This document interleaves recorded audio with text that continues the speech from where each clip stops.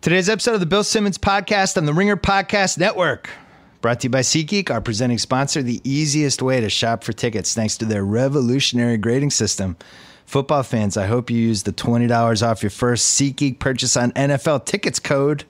It's promo code BSNFL. If you haven't used it yet, use it this weekend. Download the SeatGeek app or go right to SeatGeek.com. We're also brought to you by our friends at Rocket Mortgage by Quicken Loans. They give you the confidence you need when it comes to getting the right mortgage when you're buying a home or financing your existing home loan. Get a real mortgage approval in minutes. You can even adjust the rate and length of your loan in real time to make sure you're getting the right solution.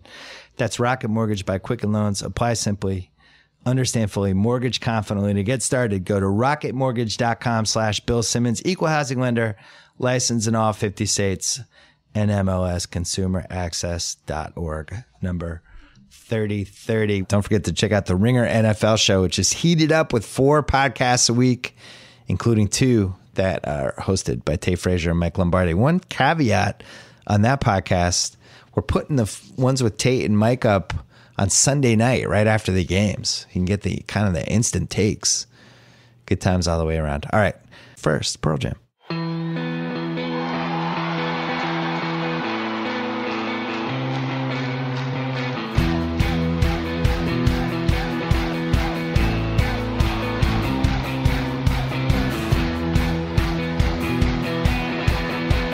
Andy Samberg for the first time in the BS podcast. It's happening. We've circled each other forever. We have. Mike sure says hi. He's been on a couple times. Yeah. A sweet man. Yeah, I'm going to have him on again before baseball playoffs when he gets get him a little more hysterical. When he gets really heated. Yeah. What are your favorite teams? Go through them. I'm from Berkeley, so I grew up with the A's. Raiders were in LA, so I'm Niners, and then Warriors. A's, that's weird. Well, they need a new stadium. There's always these weird stories that come out. They might go here, they might go there. Nobody's ever decided. The stadium situation is Al Davis's fault. Yeah. And it's affecting them. The baseball team is now like suffering for it. Yeah. But every team in the East Bay is going to move. I know, which is weird because everybody keeps saying how the East Bay is taken off. It is. And it's a great place to live, which seems to be true. It's a wonderful place. And then they're losing all their teams. It does. I mean, I guess they think they can make more money elsewhere, but... Yeah. The Warriors make sense because you put that downtown in a giant complex. I get it. I don't like it, but I get it. It's also just like Oakland has suffered through the Warriors for so many years. Like, I grew up on the Warriors. Me and my dad watched the Warriors no matter what. And now they're winning, and I'm so happy. And it's also kind of bittersweet because they're leaving. And the bandwagon potential of the team exceeded anyone's expectations because you had this diehard, beaten down fan base, and now all of a sudden they become the sexy team that the 9-year-old kids across America and Europe and China are wearing the jerseys, and it's like, what happened? For me, maybe more shocking than that they started winning was like when they got to the finals, seeing all of those celebrities in Oakland, like seeing like Jay-Z and Beyonce sitting courtside, like ones at the Coliseum where I grew up going, where it just felt like it was a wasteland. And now it's like, oh, it's like a hot club. I remember I hadn't gone to a game until the late 90s, and I was absolutely stunned the first time I went how cool the crowd was. It was like everything I wanted from a basketball crowd. All different types of people, super diverse. Yeah, the Bay is that. And they were really getting on Chris Webber, and because he was on the Kings at that point, they're just killing him. I was like, this is great. I had no idea this world existed. Yeah. And now it's very wealthy there. It really is. But you still got Marshawn coming home and dancing and everyone going crazy. Yeah, it's interesting. I was dubious of it, and it really seems legit and like he's going to last the whole year and kind of be a badass. Well, it seems like they got a couple other backs that are good, too, so they'll use them sparingly. Do you think they actually leave? Yeah. I'm for some reason, I'm still waiting for this to fall through at the 11.5th hour because like Vegas is involved, which is the shadiest city in America at this point. You never can be sure. But, I mean, the Warriors couldn't be more successful, and they're leaving. Right. So if they're going to go, then the Raiders, who are like knocking on the door of being great. It's so strange. Yeah. It sucks so bad that it's right when both of them are doing so well. Yeah, the Raiders are a Super Bowl contender. Yeah. I mean, I don't know who I would take over them right now. What do you want to... Let's get your plugs out of the way now because there's a lot of stuff I want to hit. So just plug stuff so we're not doing it at the hour, 15-minute mark. My only thing is Brooklyn Nine-Nine's coming back Tuesday, 9:30. Okay. Yeah. There you go. Season 5. 5 seasons. It flew by, does right, guys? Does syndication even matter anymore? Because in the 1980s, you would have been like, "You're 5. That means we're going to be blah blah blah." But now Netflix, Hulu, all these places. Does it matter? I think it kind of matters to like 5 people. Okay. Are you one of the 5 people? I'm sort of one of the 5. Yeah, so that's good. I'm like the bottom rung of the 5. What's been the thing you've been most surprised by about doing a yearly half-hour sitcom for a network television network, I should say?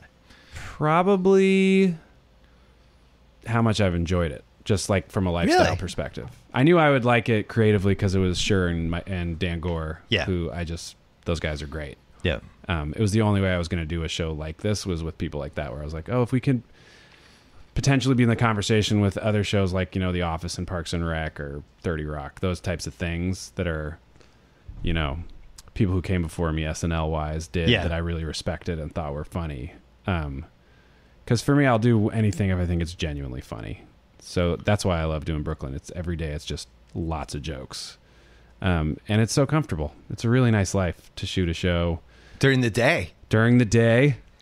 The writers write the stuff for you. Yeah. And you just show up and you get to say other people's jokes that they wrote, which is just delightful. I mean, I add stuff, but So you must have been like laughing your ass off in like the 10th episode. You have a full gas tank? Yeah. It's very comfortable. It's very the opposite of SNL schedule-wise.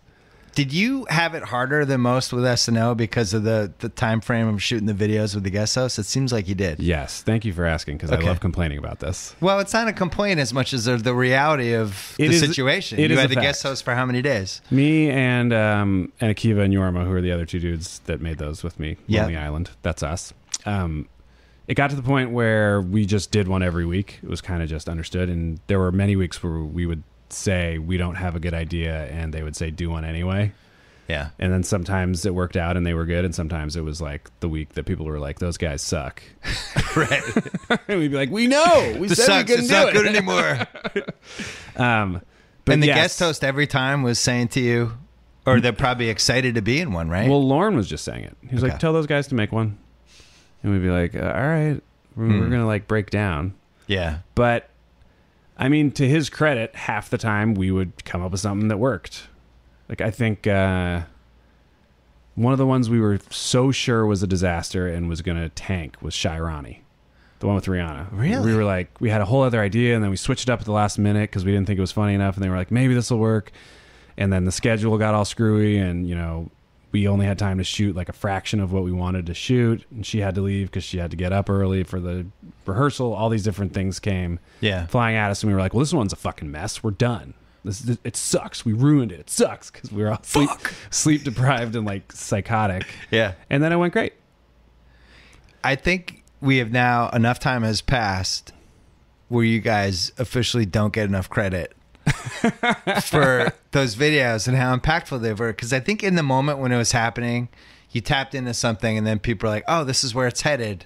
These guys are first, but now there's going to be more. And then you realize 11 years later that it's really hard to make these and make them consistently well and be creative with them.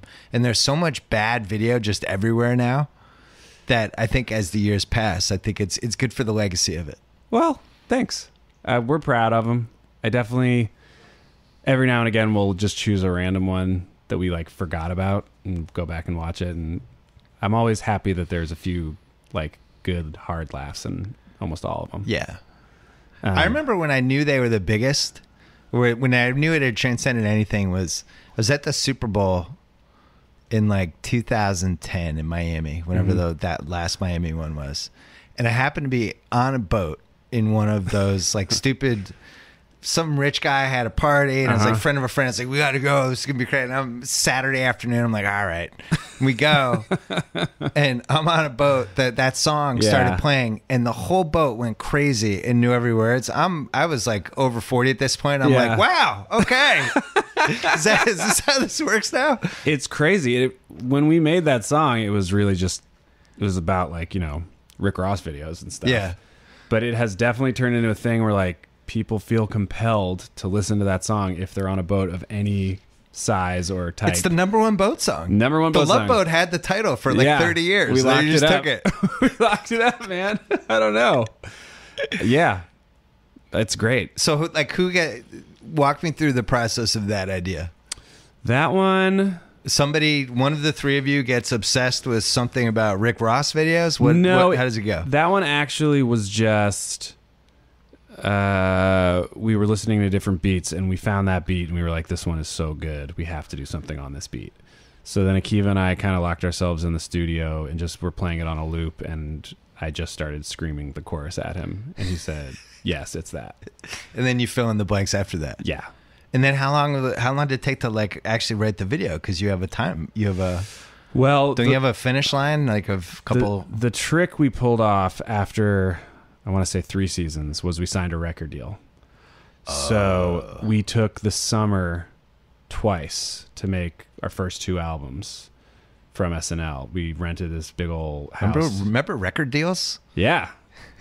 Go way back. We were on the tail end of it. It wasn't gangbusters, but it was great. And the cool thing about it was we controlled the songs. So the videos could be on YouTube. Yeah.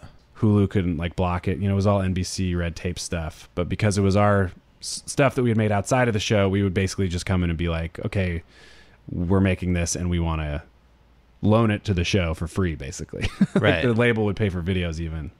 Did they hire you guys because they knew video and YouTube and that whole era was coming, or they just liked your stuff and thought you'd work in the old structure of the show? We were writing for the MTV Movie Awards when Fallon was hosting, and we wrote 2 out of the 3 pre-tapes that he did. We wrote the Batman opening, and the Star Wars like lava planet thing, and we just kind of hung out with him, and he brought a bunch of SNL writers, and he brought Steve Higgins and Mike Shoemaker, and we kind of all hit it off. And he always tells it as, you know, we were shooting late. It was like 2 or 3 in the morning, and we were still there like pitching him jokes, and he was like, who are these guys? They're so into it. They're so wacky. Yeah. So he recommended us to Lorne, and Higgins and Shoemaker recommended us to Lorne to be like, you should maybe look at these guys. We had made a couple of like pilot presentation things, like one for Comedy Central, one for Fox, and I had done stand-up, so I had done like Premium Blend. But some of the videos you guys had made at Lonely Island had become like a thing in the early stages of video internet, right? Yes, depending who you ask. Like for people who are paying attention to that, yes. Like we were part of Channel 101 with Harmon and Sharab and all that stuff, and we also had, you know, I couldn't even tell you what our traffic was, but we had a website and we had action on it. It was so funny how fast it flipped. When I was working, I was on the initial writing staff for Kimmel, so the first 18 months.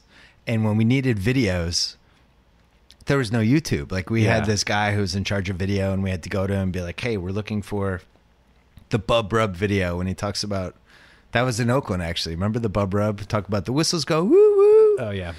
We're like, how do we get that? And he goes on some the dark internet and finds the video and gets it. And then all of a sudden it flipped and video is super accessible. Yes. Well, the probably first like time, around 05. When we first heard of YouTube was after Lazy Sunday aired. Yeah.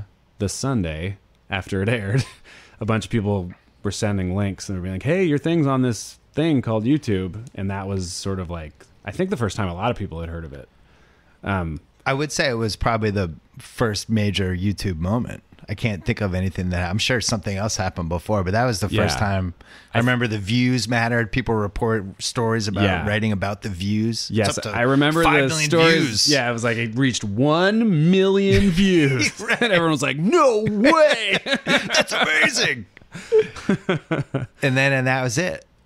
Yeah. But when you're doing that, video, there's no way you could have seen any of that coming. No. I mean, I've said this a million times, but it really is the truth. We just were hoping that it was going to air. Yeah, you're trying to make it was our first season. You figured like it was like the 1250?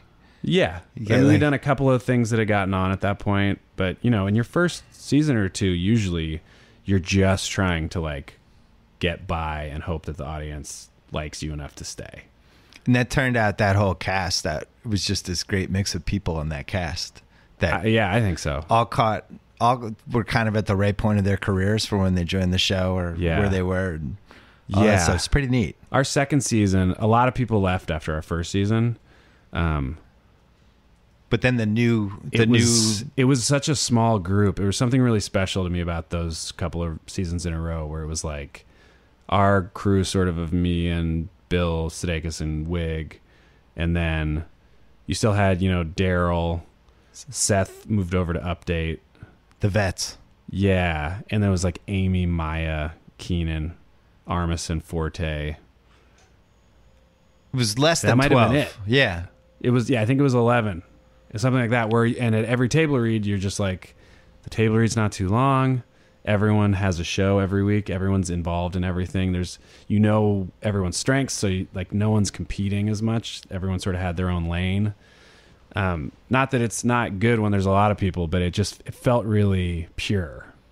I've said this before on my pod where my theory on this was always that SNL is like a basketball team. Mm-hmm.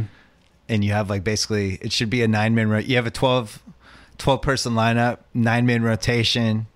You have your top 3. Yeah. You have your one guy who's setting picks, doesn't care about the glory, and you go all the way through. Yeah.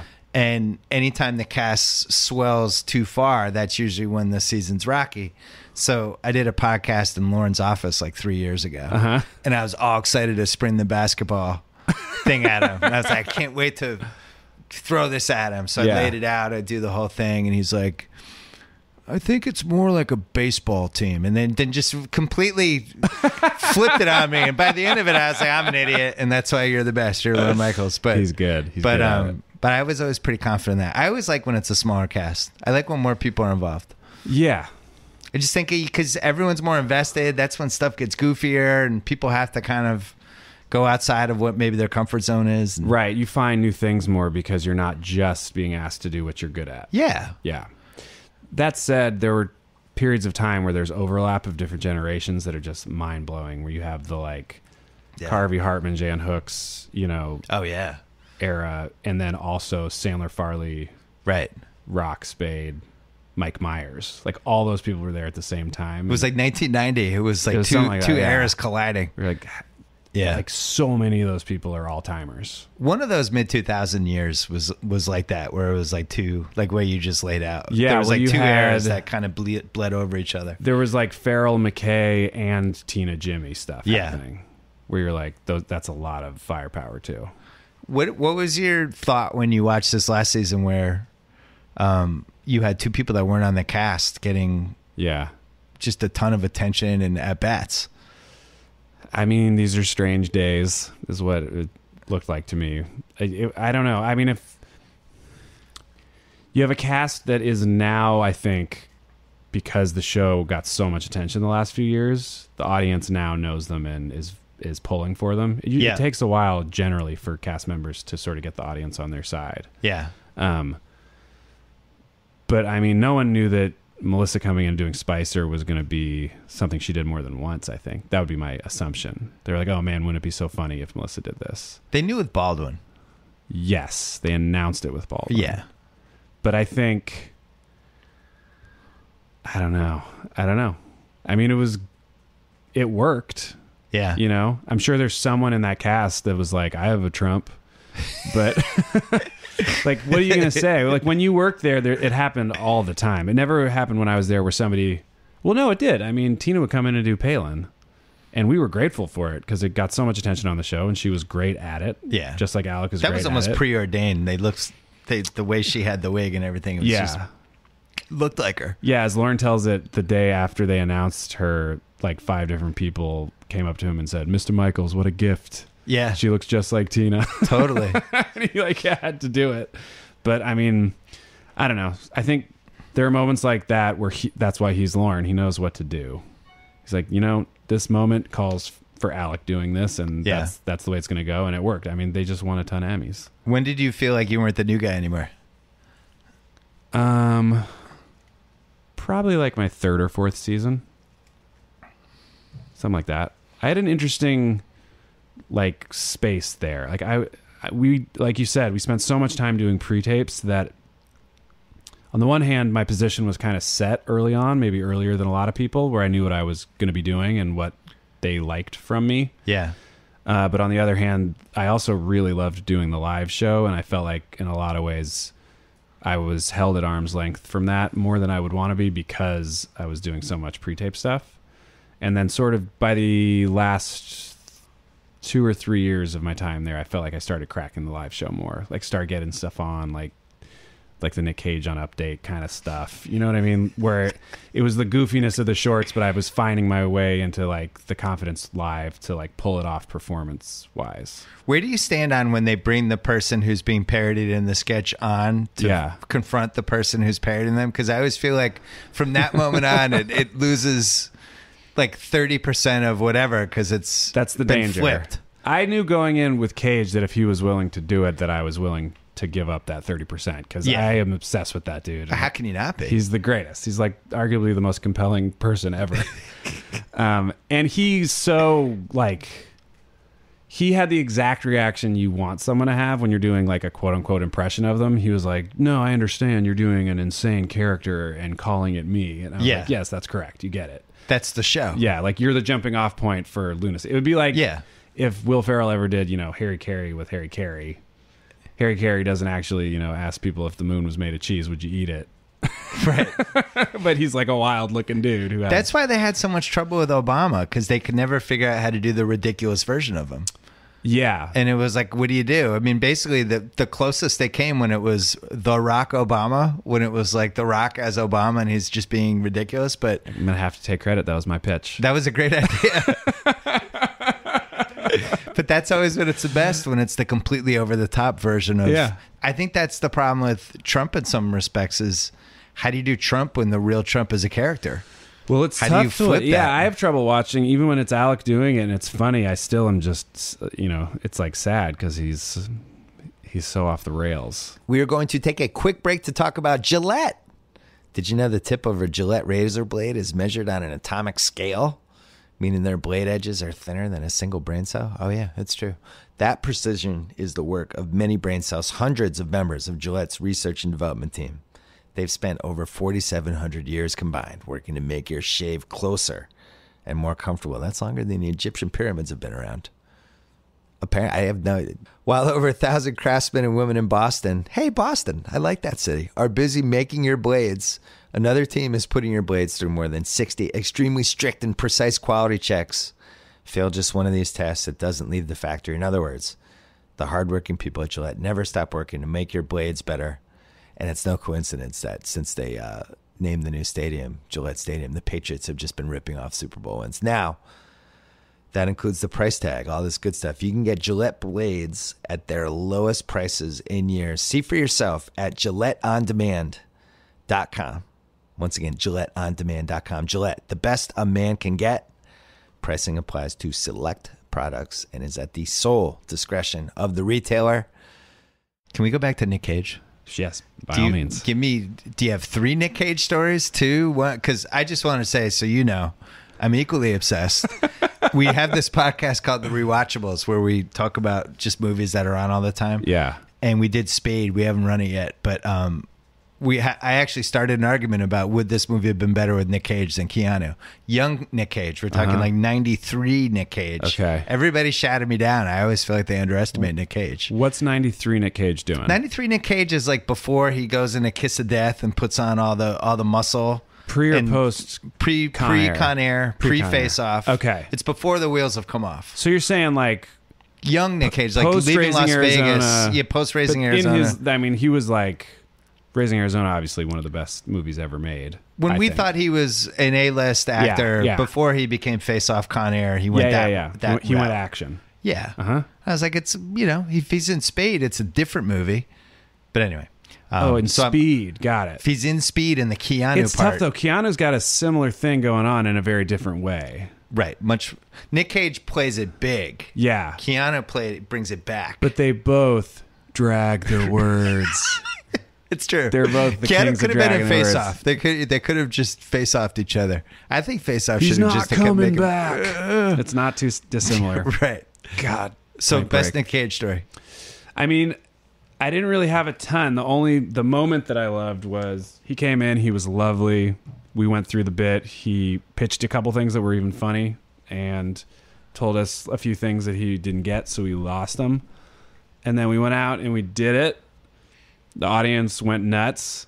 They wheel us off update and they took our mics and he just looked at me and he went, "Pleasure doing business with you," and then disappeared into the darkness of the studio.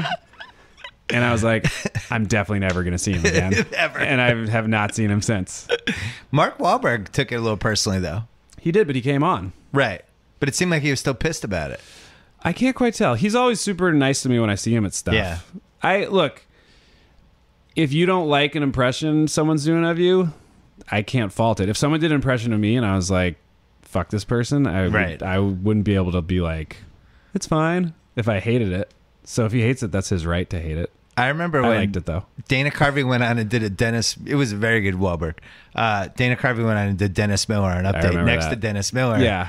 And it was great. And I could tell it like 20% bothered Dennis Miller. He was like, pissed off. It's always a little weird when cast does other cast. Yeah.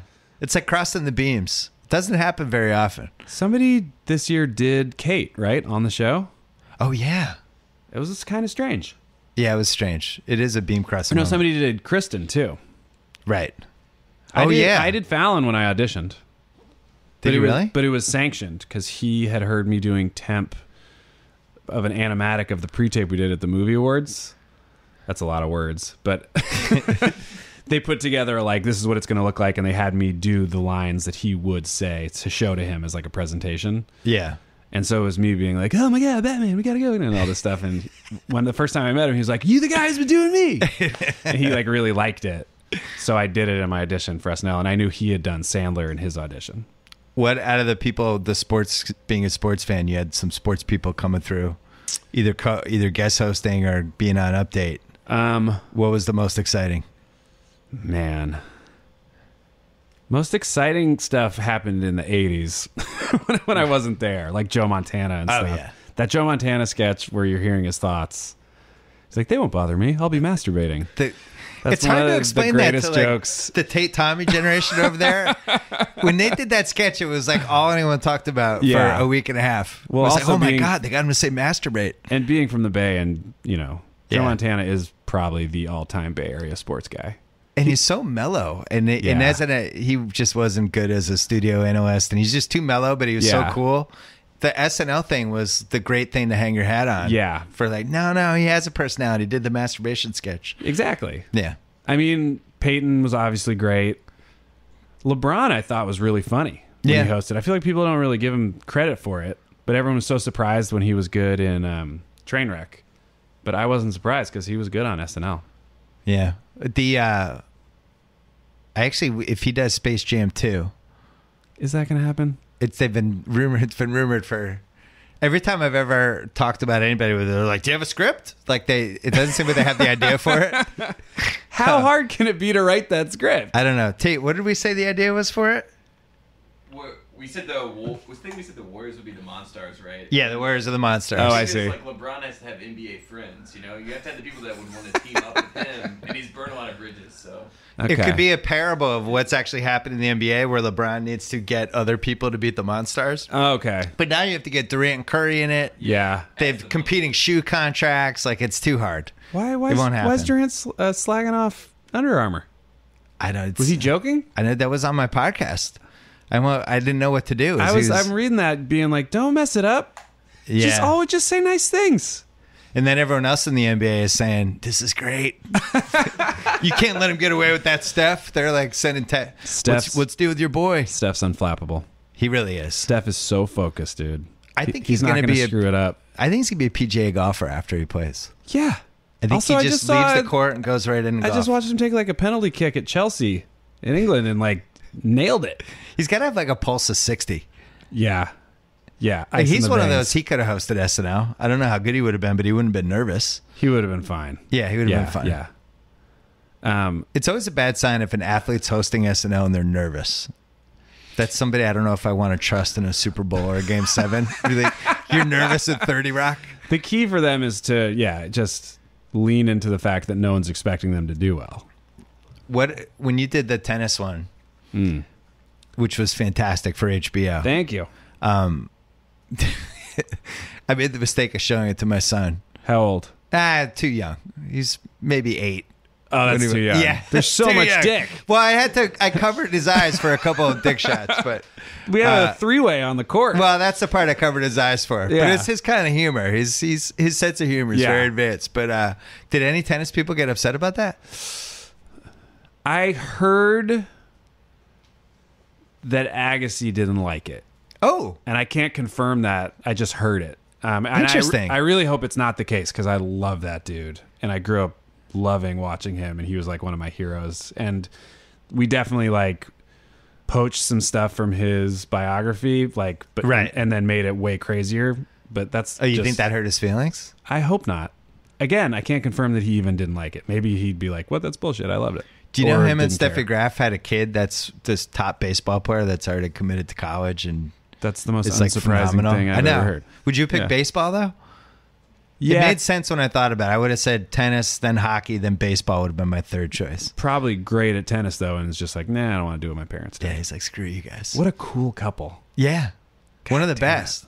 That's why I was talking with somebody on this pod like 2 weeks ago because Josie Altidore and Sloane Stevens are dating. And I was so happy to see that. Anytime two athletes are together, I always go to what their kids would be and what their sport would be. Yeah. And with that one, it's like, man, that could be a great athlete. It would be her that hand-eye and his athleticism. Is that Brazilian sport where it's like soccer where you kick it over the net?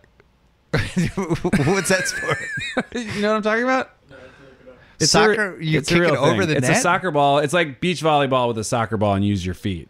Oh. But it's kind of like tennis and soccer smushed together. I don't know if that's enough income for their child. Well, just wait. I'm excited for the Agassi Graf. I want to, it's called football. Is that what it's called? Yeah. This is crazy. You're married, right? Yeah. Do you have kids yet? Just had my first. How's that been going? It's great. I'm sleepy. How old? Almost 5 months. Now that you've had a kid, is it crazy to you that anyone who worked for SNL had a child during that experience? Yes. It makes no sense, right? Yeah, I talked to Bill about it. I think he had more than one while we were there, and he just started leaving earlier and earlier. The show would end and he'd walk off the stage during good nights and just go straight into his car and go no home. Party. And I remember at the time being like, man, I can't believe Bill's not hanging. Right. Where is he? And now I'm like, yeah. He's like, yeah, man. You see what I was talking about? I was like, yeah, I go straight home. The Tour de France parody. Tour de France, sorry. We went back and forth a lot. Sorry, cycling people. We got a lot of different reads from people. That you just did, was there any fallout from that or no? I don't think so. People are okay with Lance now, it seems like. Some people were pissed and some people weren't. But for us, it was like, we just loved that bit so much. It made us laugh so hard in the script. So we asked him and he was like, yeah, fuck it. And he was super, super charming and nice. Who's the guy? They have one scene and they get super horny in it and they start trying to... I'm blanking on the actor. Is it Forte? Yes. Gets hit with the amphetamines. That... And he starts asking the French news reporter that murdered me. Fucking with the baton. Right. With his own baton. That murdered me. That was my... I'm sure you get a lot of different favorite parts, but... I'm very happy to hear it.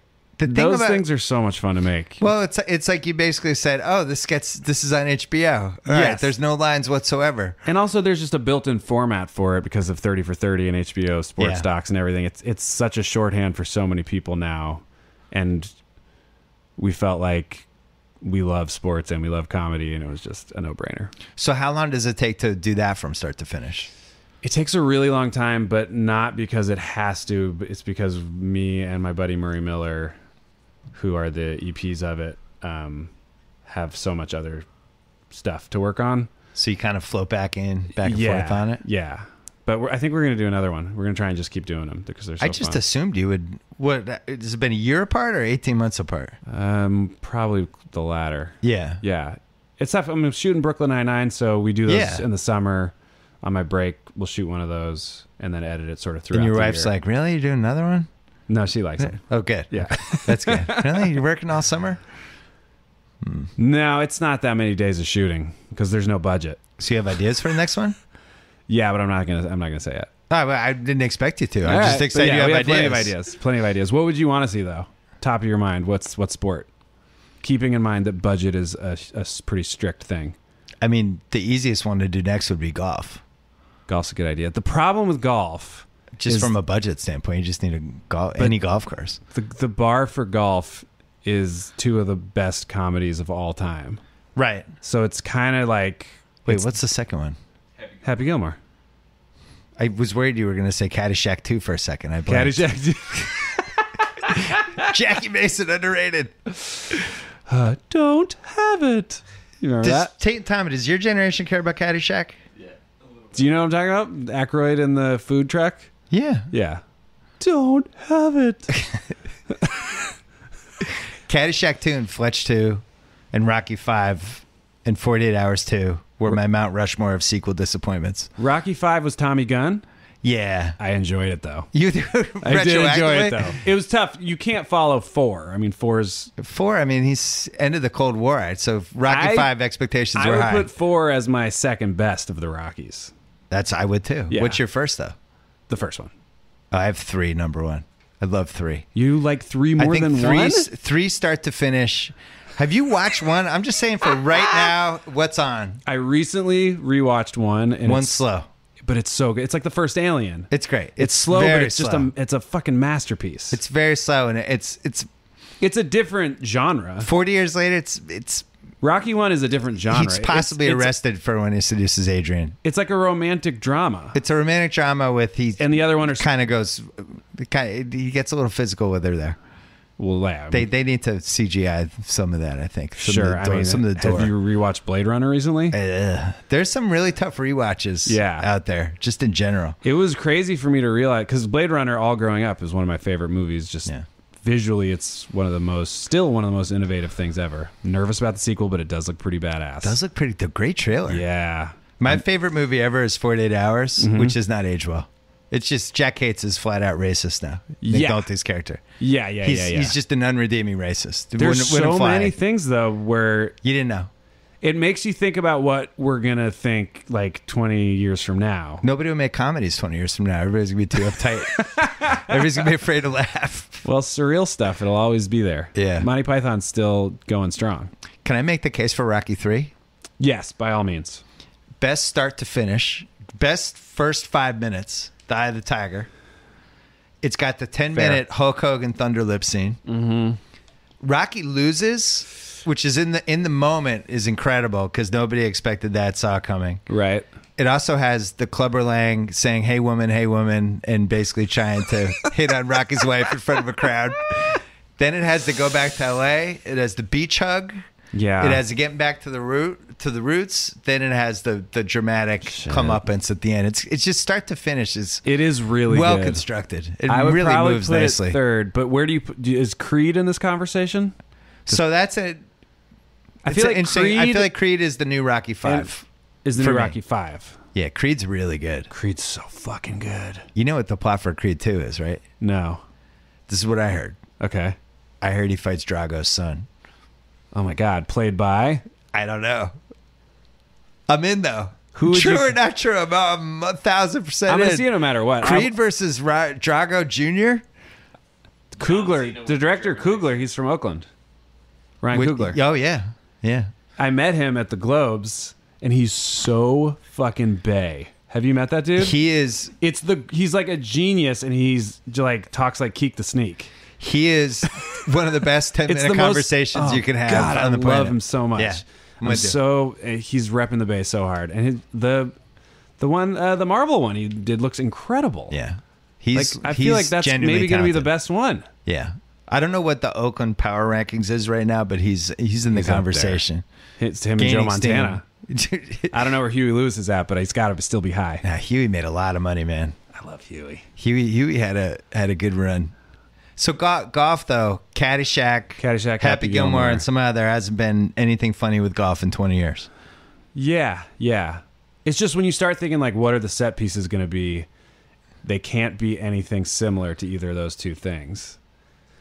It could be a Tiger Woods type spiral for somebody who's super horny. I can't believe that's what his story is now. The greatest golfer of all time. I guess, I mean, like, that's what you say about Clinton now. Right? Yeah. It's definitely in the first... Bill, not Hillary. Yeah. It's definitely in the first two sentences. Yeah, it's definitely the first sentence. I don't, like, no one talks about Clinton's policy. They just talk about that he was a super horn dog. He's getting blown in the Oval Office. Like, it's in the first sentence. I'm sorry. Just the way it's going to play out. It's the way it plays out. Don't do that if you don't want it to play out like that. Did he ever come to the show? He wouldn't have, right? I don't think so. No? Hillary came, obviously. Yeah, that's always. Obama came once when he did the like Halloween mask thing. Yeah. And it was when he was running and everyone was like, I'm going to go meet Obama. And I was like, I don't want to bother him. Yeah. And then now I'm like, fuck, I should have met the president. Maybe that could be your third one. No, the move is this next one you do, you hire his daughter as like a PA. Sure. Get him in. Right. She worked on Girls. Yeah. My friend that's the move. Murray, I do those things with, he wrote on Girls for most of the seasons. So what's next for you? Lay it out for me. Career-wise? Yeah. Man. Well, I'm going to ride the buzz off this podcast appearance. After this blows up. Like 2, 3, 4 more years left of the TV show. Yeah, I mean, it's a crapshoot at this point. TV is so spread out now. It's bizarre. But we have people who love our show. And I'm also told our show is major internationally, which makes me very happy. Ooh. Yeah. Like numbers come back where I'm like, whoa, it's like in over 150 countries.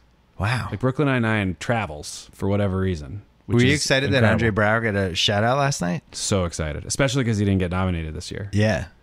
That was pretty cool. And of course, it was the best speech of the night, and they just played him off the stage. Get off. This is too good. You have to leave. Nicole Kidman spoke for like 10 minutes. She did. Yeah, that was awkward. It was an interesting show. I loved Colbert's Bill Maher joke. Super funny. And cutting to Anthony Anderson laughing that hard was super funny. You hosted the Emmys. You hosted the ESPYs? No, no ESPYs. I did the Emmys. I did the MTV Movie Awards. Yep. I hosted the Spirit Awards on IFC, which was super fun. That seems like one of the most fun gigs to have. I try to say yes to the ones where I think it's a good room for comedy. Yeah. Like, the only one that I haven't done that's super comedy friendly is the Globes. Right. Which I would obviously love to do. I remember they made a couple runs of you for the ESPYs, and you smartly said no.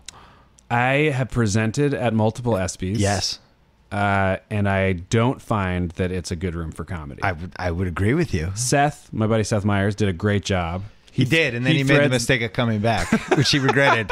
Did he regret it? I think he does. Oh, got it. Well, he did it once, then you come back, and it's killed basically... it that first time. That monologue was all time. He absolutely killed it. Yeah. He threads the needle, though. Seth can adapt to any scenario. He's really, really good. You can't be surprised by the fact that his show now has a real foothold. No. I knew as soon as he sat behind the desk, I was like, yes, here it is. He was going to find it. He works too hard. Yeah. And he's adaptable. Like I said, like Seth is a survivor and a grinder. Right. And he's talented. So he's going to work forever. I always appreciate how he uses his staff. Mm-hmm. He uses them in a way that it makes them better. Yep. It helps whatever he's doing, and it's just, you could feel like a community sense, you know? He loves playing off people. Yes. He's very comfortable being the sort of the voice of reason guy in the sketch. That was Jimmy's issue until he just by reps learned how to exist on his own. He was so used to playing off other people. Yeah. He's always at his best when there's people around him. Are you talking about Kimmel or Fallon? Yeah, Kimmel. Kimmel, yeah. Kimmel. Sorry, I should have identified the Jimmy. But yeah, it took him, he basically taught himself how to stand out on the stage. Yeah. And put his hands in his pockets and deliver monologues. He's so fucking good now. I know. It's incredible how good he is now. Like him doing the Emmys and the Oscars back to back should have been a death sentence. Yeah. You're so ready to be like, I just saw this dude. Yeah. And he just killed it. Both of them. He also... he was an eyewitness to the greatest awards disaster of all time. Yeah. He's right there. He's like Zapruder. He's holding the camera.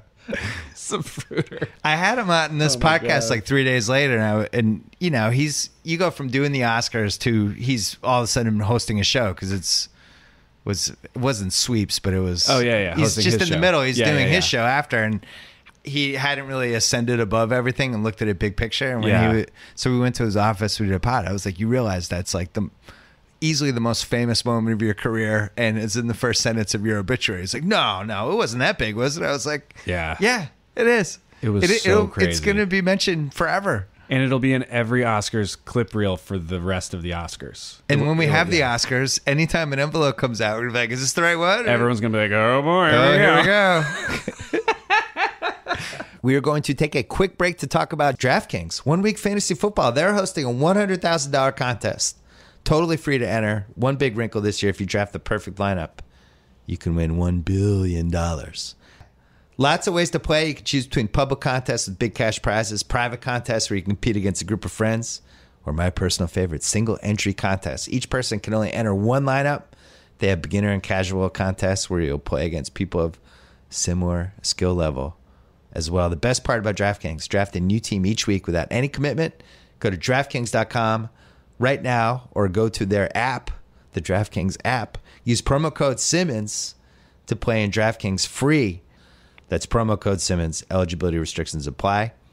See DraftKings.com for details. We're also brought to you by Hotel Tonight. The weather changes, your mood changes.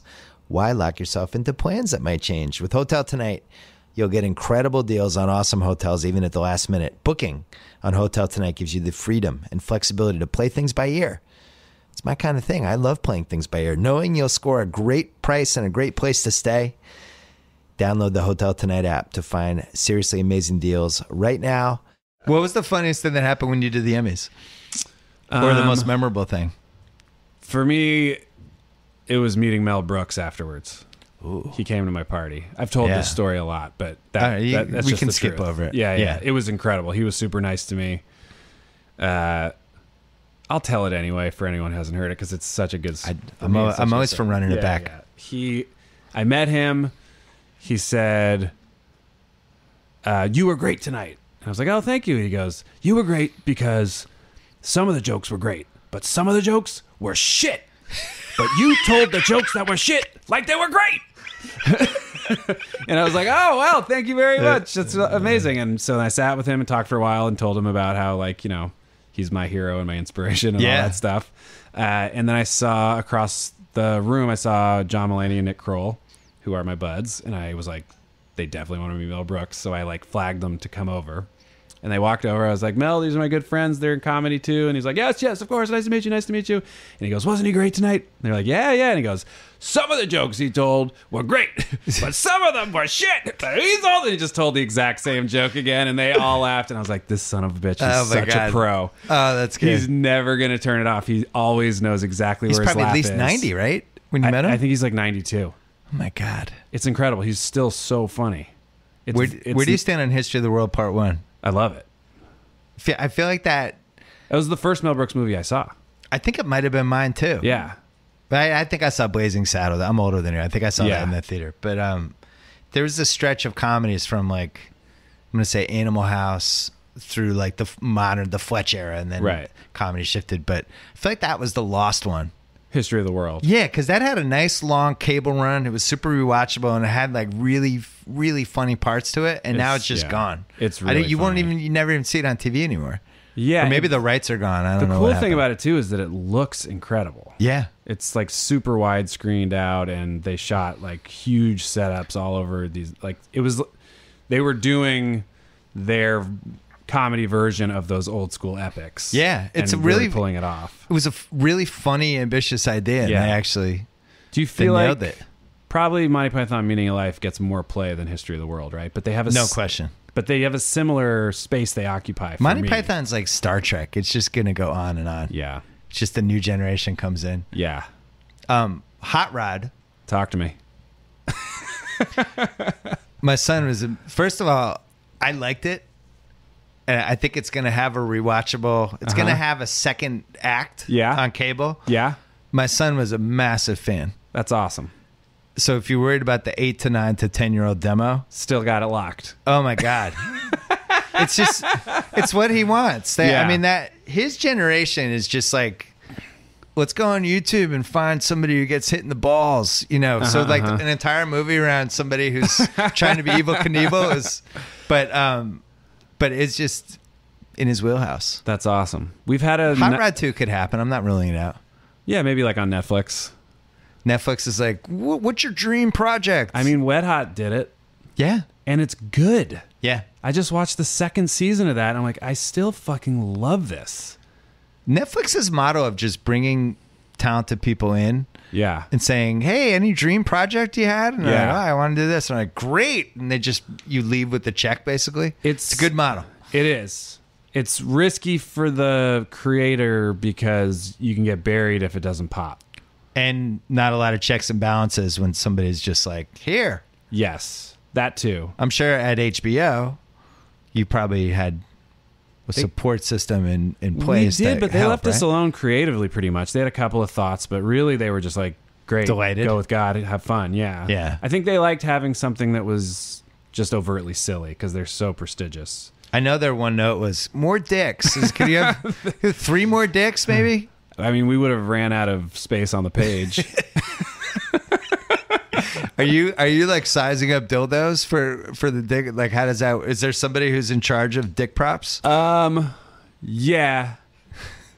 Well, yeah, we did have a fake one on tour to pharmacy for Orlando Bloom. You may know him as Legolas. Did you know that he was like a comedy dude like that? No, we just thought he would be great for it and asked, and he was into it. But I mean, that's so totally random. Like, you weren't friends with him? No, we just were thinking of like, I love doing stuff like that with people where you're not expecting it, and it's hard because everyone wants to like do their one comedy thing. Yeah, so you run out of people pretty fast. Right. But we were so the dream for us on 7 Days in Hell, the tennis one, was that Kit Harington was so funny. Yeah, and I'm obviously just like everyone was obsessed with Thrones, and I had a meeting with him about it, and he was like, this is perfect for me. Like, I used to do comedy sketch stuff in college, and I always liked playing the kind of like sketch stuff in college, the dim one. It's like the persona I love doing. And I was like, fucking great. And he was delightful. I thought he played really well in that thing. That's good for him, because there's also a world in which he's just Jon Snow to everybody for the rest of his life, no matter what he does. I mean, so he's got to do weird stuff to balance that out. He's going to be no matter what. Yeah. Like, Daniel Radcliffe's doing great, but he's Harry Potter. Right. Like, you can't do something bigger than Thrones or Harry Potter. No. But you can do cool stuff. It allows you to do literally whatever you want. It's very freeing in a way. Jamie Lannister's in this movie called Shot Caller. That's excellent. It's a prison movie. Really? It's excellent. I recommend it. But it takes like 20 minutes to unthrones him. Uh-huh. And just look at the character and be like, all right, that's the character. It's not Jamie Lannister in jail. Right. It's tough. Thrones is a beast. When, not to go back to the Emmys, but when Julia Louis-Dreyfus won for the 6th time, right? Just recently? Yeah. And she was talking about Veep, and she said it was the role of a lifetime. And I was like, you're right, but Elaine? It's a pretty good role. Seinfeld, that was a pretty good show, too. It's a tough call. You've had embarrassment of riches, I guess. I think Elaine is a minus 440 favorite over the lady from Veep. I get it. She's the star of Veep, and she's won all these Emmys for it. So, like, it is the role of her lifetime. Elaine, I think, is probably the most important female character of the 90s, and probably the most memorable sitcom character it's of so any woman. It's a tough one. Seinfeld's, those 90s shows are in a Roseanne. Roseanne was the 90s, right? But it doesn't. The difference now is Seinfeld and Friends keep going. Roseanne died in like whenever. I wonder but why. There's no second. Just because the national anthem thing? No, I don't really understand the reason for it. Maybe it's part of it. But Friends is as popular now as it was 20 years ago. It's on constantly. It's on every channel, and it's on every streaming service. And by the way, when I flip to it, I'm still very entertained. It's very good. I think season 1, because I was basically exactly the same age as the people on that show. Yeah. Season 1 hit a lot of things that in the pre-internet, early 20s out of college, it hit a lot of those themes. Like, it's actually a really smart show. Yeah. Eventually it became this kind of rom-com gone crazy, but everything does first eventually. Couple, it's the themes about like one person in the group is making way more money than everyone else, and there's little subtle stuff that was like really resonated. Yeah. No, it's a classic for a reason. Yeah. Did you see the Jay-Z video? Which one? The one that Alan Yang directed? Oh, yeah. The Friends parody. I was just talking to Alan about it a few nights ago. We're friends. But I did really like it. That moment where Issa Rae is her name, right? From Insecure, where she like holds up her finger to Gerard, like shush him from the doorway. I'm just like, I was talking to Alan. I was like, I don't exactly know what it means, but I know exactly what it means. It's like, and it's so terrifying. That moment is just like chilling. Works really well. The umbrella credits in Friends is really tough to explain to my daughter when she watches Friends, like why that was a good idea in 1994. And the fountain and it was umbrellas, and then somebody's in the fountain, and she's like, "What was happening with this?" I'm like, "I don't know." It's just about swaths of color. Yeah, it's hard. Some of the old stuff's hard to explain. Other stuff has aged. Like all the early 90s Sandler movies, like those could come out now. They'd be the Big Daddy, might as well. Yeah. You'd add cell phones and that's it. Yeah. But it's basically same kind of humor, all that stuff. Yes, for the most part. I was watching Fatal Attraction. I couldn't sleep last night. Fatal Attraction was on. Which launched 15 years of Blank from Hell movies, like Mandy from Hell and Boss from Hell. Hand that rocks the cradle and whatnot. That movie could come out now except for the no cell phones. But everything else, it's like it's not that dated. And it feels like his middle part is dated. Right. The violence in that movie is a little like, whoa, ooh, I can't believe like he's strangling her. Like they would never do this in a movie now. But for the most part, the premise was pretty good. Yeah, they tried to remake it a few years ago, right? Didn't they do a similar They remake it all the time with these different. There's one with Idris Elba. Yeah, Idris Elba. That's what I'm thinking. When Ali Larter is his assistant. She kind of makes a move at him and then starts stalking him. Every year it's some version of that. Yeah. Maybe that could be your next sports comedy. Next stage sports comedy. Yeah. It's like a Fatal Attraction. Fatal Attraction cross with a golfer. With golf, and that would be the new take. It's a golf announcer. Well, it's Tiger. Tiger with a cocktail waitress. Damn it, it does work. What streaming service is Brooklyn Nine-Nine on? Hulu. Okay. There you go. Hulu, newly minted, legit.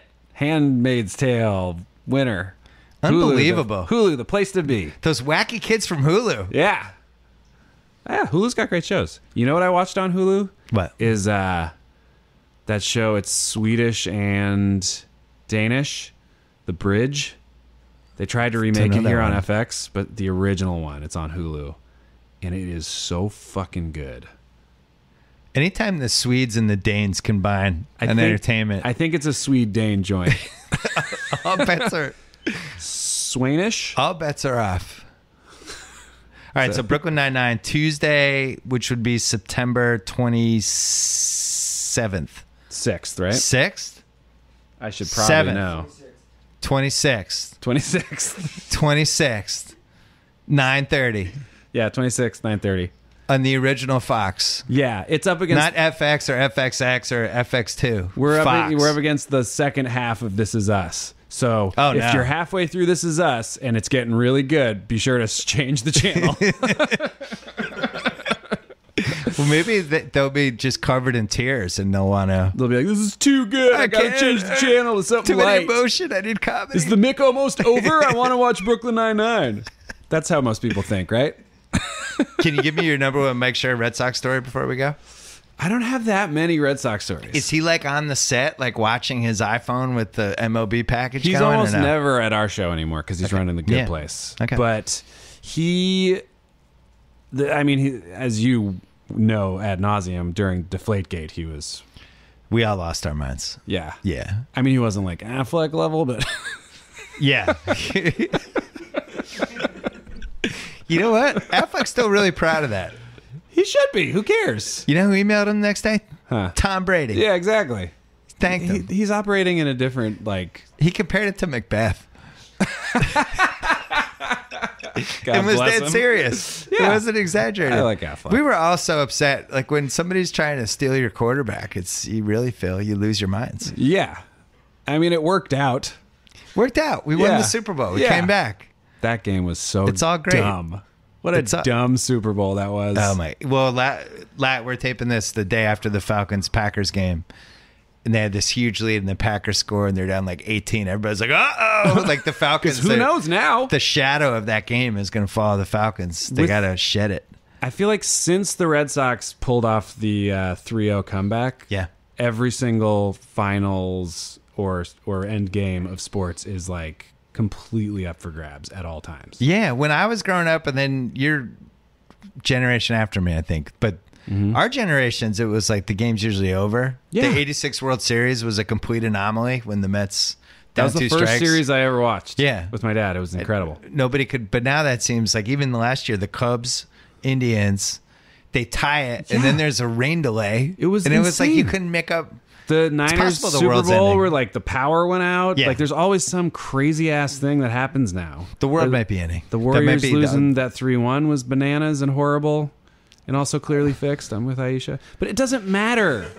It doesn't matter. You talking about? Yeah. The Draymond suspension? The Draymond suspension. And then, of course, LeBron and Kyrie took it, so you can't fault them. Pretty shady. Silver, if people didn't like him so much, if Goodell did that, that would be, people would have to be losing their minds about that. It was pretty infuriating. Everyone who's mad about KD going to the Warriors, they should be mad that they suspended Draymond, because that's why they did it. Right. They were like, okay, so even with this team, there's still a chance we can lose to LeBron and the league. You would have won in 5, because the game before was the game the Cavs needed, and they kind of ripped their hearts out, and it seemed like it was over. And then Steph, the game 6, got ejected, right? That was what happened. Like all those ticky-tack fouls after they were mugging him constantly on every screen. The other thing is LeBron would just be stuck in Cleveland until he brought them a title. He wouldn't be able to go to the Lakers and start the next phase of his life. So who like year 22, he's just It's going to be so embarrassing if he does go to the Lakers now, because it's everyone's saying it's going to happen. Like, I feel like he should switch it up and just go somewhere totally else.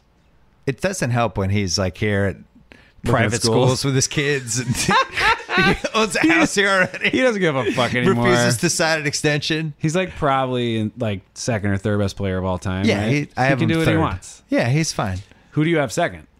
I have Jordan first. Yeah. The great Bill Russell second. Fair. But I do it with obviously Bill Russell, like if whoever played in 1965 from this era, Anthony Davis, you send him to 1964. Yeah. He'd be amazing. But just, so if you're doing the eras, like Bill Russell, 11 and 13, If LeBron goes to the Lakers and Paul George goes to the Lakers, you're going to be writing Space Jam 3 with him. And so oh man, trust me, I'd write it in a heartbeat. And they're going to get someone else, right? And say... Could be Russell Westbrook. That's what I'm saying. Like, that's if that the big stupid rumor people keep hearing, but nobody will confirm is. But is everyone going to be mad at LeBron the way they're mad at KD, or no, because they didn't play them the year before? That's the difference. I think Kyrie getting out of Dodge a year early was a pretty big sign that this is where it's heading. Not to mention the Lakers tampering with Paul George and all the other stuff. Yeah, I don't think people. I was talking to my dad about this. Like when Johnny Damon went to the Yankees in 2005, people in Boston were just like, what about loyalty? Yeah. And it was that era. And then the decision with LeBron changed it. Yeah. And now it's but now after KD and everything, I think fans get it now that it's just a business. I love that Isaiah letter he wrote. It was great. It was really cool. It was the complete opposite of the Gordon Hayward letter. I have 3 letters prepared depending on which team I'm on. It's like, this is bad. You got to fire everyone around you if that's your plan. I love thinking about Gordon Hayward asking people to like screen read his letter. He'd be like, I feel like you don't need to hit Salt Lake so hard on being boring. Like, just lose that stuff. Just say thanks. Don't call it small. It is super boring though. Yeah. Don't call it small. Take that out. It's funny though, like if celebrities had their version of the Players Tribune, like if you're leaving SNL and you read a letter to the SNL fans, I mean, it's time for me to move on. Yeah, I mean, you get asked that immediately when you do every interview, so it is kind of like you have to address it like an athlete. Yeah, but you're right. SNL is like a sports franchise. I always said it's like America's comedy sports franchise, and like the show is like, if you ever went to summer camp, it's like campfire for the week, right, for the whole country. It's been in my life since I can remember, since I was 6 for the first season. Yeah, I was. The first show was when I started watching. Oh, so we're closer in age than I thought. I was 8 when I started watching. Yeah, I was born in 99. Just kidding. The famous Carlton Fiskhomer. Waving the ball fair. Yeah. Immortalized in Good Will Hunting 20 years later. Yeah. Same night as the first SNL. Is that right? Yeah. That's a nice factoid. That's a great night. It's a great night of television right there. Plus, they only had like 6 channels back then. But yeah, so I've been with it all the way through, and it is like athletes. And part of how it's like athletes is you can always tell when the cast members probably ready to go. that last year. Like I could tell with you, I was like, Andy's not staying. You could tell. I could tell a little bit. No, it's just you can tell. Yeah. Projects are messing around. Yeah, it gets harder. It got trickier for me also because Akiva and Yorma both had sort of left. And they came back and helped me and did like a few a year of the digital shorts. But the way that we were able to maintain the level of quality we did was a combination of the three of us always sort of being there together and then making the albums. So we had sort of backup songs ready to go. Now, so you don't do anything with those guys anymore? No, we just put out Popstar. Oh, yeah, 2 years ago. Yeah, we made that All movie three together. of you were in that? Yeah, we wrote it, produced it. That was another movie I shouldn't have let my son watch. Yeah, there's some weenie in that. A lot of weenies in your stuff, man. It's so funny. Little dinky weenies bopping around. It's funny. I was like, did you see the first one of The Deuce? Yeah, I saw the second episode of The Deuce last night. The pilot of The Deuce, HBO's like, yeah, you can put 2 dicks in it. Simon's like, I need 3. There's hard dick in it, and I thought that wasn't allowed. Listen, I don't know what's allowed anymore. Issa Rae took a cum shot in the eye in the third to last Insecure. Seriously? Yeah, right in the eye. I gotta watch and then that. she went into Uber pool with her like right eye like half closed. That's so funny. Yeah, HBO. I don't know how many boundaries are left. Yeah, I kind of got the feeling in The Deuce, and I could find this out, so I should. That the time they like showed a girl blowing a guy in a telephone booth, and I was like, and it was a hard wang. Yeah, and I was like, that looks fake though. Looks like a fake wang. I don't think you can show a real hard dick on TV. That's my guess. Who was the guy who did that? Vincent Gallo. He made that movie Close 70. Brown Bunny. That was a hard one, but they would never show that on any of the cable channels. I never watched it. I never saw it either. Yeah, it wasn't a good selling point. So hey, you could see Vincent Gallo's crank. Honestly, I felt like, I mean, obviously everyone made their own decisions, but I was like, I don't want to watch that. I was more disturbed that he was a Bills fan too. Was the other part of it in that right? Movie. Yeah. Well, that was a different movie. So, I think he's just a Bills fan in every movie. Oh, is he in Brown Bunny too? I don't know. I'm guessing. I didn't see it. As mentioned, I did not partake. All right, we should wrap this up. All right, Andy Samberg, that was awesome. Yeah, thanks for having me. Good luck with the title defense with the Warriors. I'm not going to wish you as much luck with the Raiders because I think our teams are going to cross paths. They're going to cross paths. That's fair. It's going to happen. I'm more a Niners round fan. Maybe anyway. round 3. I'm a Niners fan. I can't act like I'm a Raiders fan now that they're back in Oakland. I mean, I'm pulling for them because I'm from Berkeley and Oakland, but they were in LA. Are you a sports bigamist? I root for 2 football teams. I root for the Giants when they're doing well, but they're not my number 1 team. I'm an A's fan. Okay. But I'll root for them over any other team. For Bay Area. For Bay Area-ness. And also, like, I've attended a ton of Giants games. Like, growing up, I had friends that were Giants fans, and we'd go to Candlestick, and I loved that experience. Hey, does that sports bigamy? I need sports bigamy, really. In one area. Okay. Right? I'm not trying to act like I root for both equally. It's A's, Niners, and Warriors. Okay. I would A's, never Niners, Warriors. I don't like wear Raiders hats. I didn't have a Raiders starter jacket in junior high. It was because of the Joe Montana masturbating sketch. That's what did it. And they were so fucking good. The Niners were so good to me when I was young. I'll stick with them forever. When I was in college, I specifically told other people around me, if any other quarterback comes along, just punch me in the face if I say they were better than Joe Montana. Nobody can be better than this. This is it. We've peaked with Joe Montana. And now I'm like, Tom Brady, best quarterback ever. I think he's the best ever just based on how much he's won.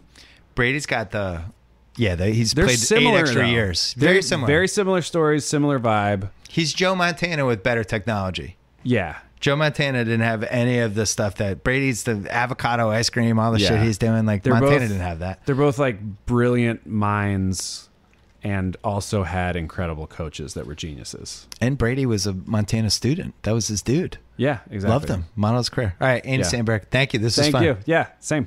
Thanks to Gillette. I mentioned this earlier. A Gillette razor blade is thinner than brain cell.